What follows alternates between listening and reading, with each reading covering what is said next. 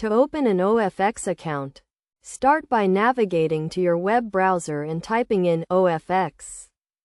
This will direct you to the OFX International Money Transfers website, an exchange company that specializes in moving money globally.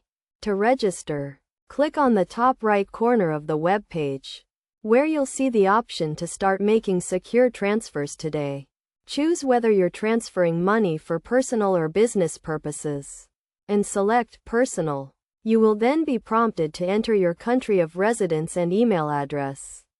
Next, fill in your details, including an estimate of the transfer amount you expect to make in your local currency within the next year. Provide a numerical value, such as 500,000.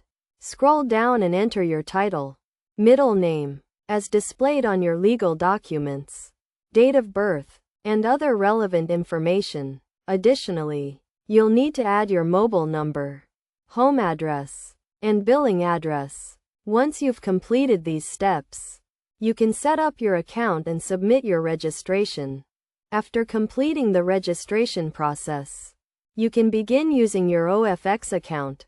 If you found this information helpful, consider sharing it with others who may benefit from it.